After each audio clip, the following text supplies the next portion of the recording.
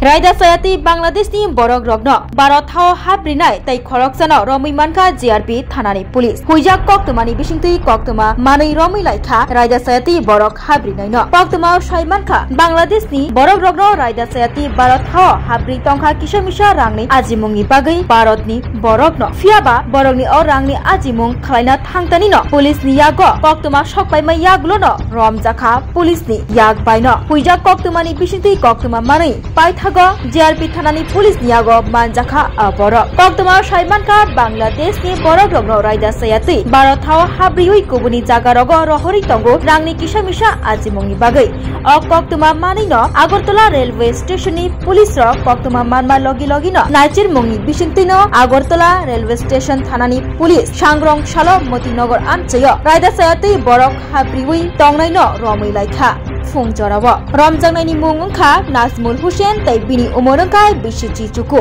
আজকে ভোরবেলা early morning আমরা একজন ভারতীয় নাগরিককে গ্রেফতার করা হয়। এটা হলো আপনার মতিনগর গিলামুরা একটা জায়গা আছে যারা একদম বর্ডার ফেন্সের সঙ্গী।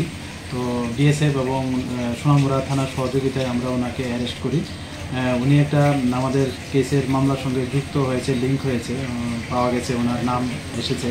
তো উনি ওই বাংলাদেশ থেকে যে বাংলাদেশ এবং রোহিঙ্গা মানুষ আসা যাওয়া করে উনি এটাতে হেল্প করেন। তো এই সুবাদে আমরা ওনাকে গ্রেফতার করেছি। তো আজকে ওনাকে আমাদের মহামান্য আদালতে প্রেরণ করছি এবং পুলিশকে মানা চাচ্ছি।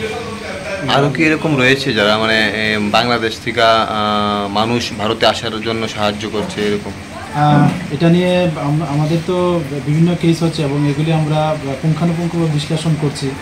তো যারাই ওর সঙ্গে যুক্ত আছে বা নাম আসছে আমরা এগুলি ভেরিফাই করছি এবং নিশ্চয়ই তাদের আইনের আওতায় এনে আমরা তাদেরকে উপযুক্ত মানে কেসে অ্যারেস্ট করে আমরা মহামান্য আদালতে প্রেরণ করি। যেহেতু বাংলাদেশ দিকে এবং ভারতের দিকে তার কাটাও রয়েছে, তারপরও মানে বাংলাদেশ থেকে কীভাবে ভারতে প্রবেশ করছে এটা কি কিছু পাওয়া গেছে না আপনার? এটা যারা আসছে তাদেরকে অনেকে জিজ্ঞাসা করলে বলে যে অনেক সময় তার কাটার উপর দিয়ে আসে, বিভিন্ন বাঁশ বা কোনো কাঠ ব্যবহার করে, আবার নিচে দিয়েও অনেক যে জল যাওয়ার যে রাস্তাগুলো ওখান দিয়েও আসে। তো কিছু কিছু জায়গা বলে যে মানে তার কাটাও নেই, এরকম আছে, যেমন সোনামুড়া তার কাটাও নেই, এসব জায়গা দিয়েও আসছে এরকম বলছে।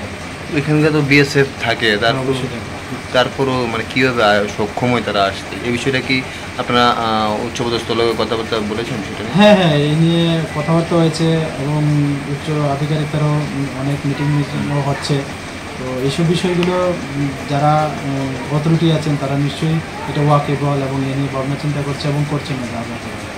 ওর নাম এবং বয়সটা?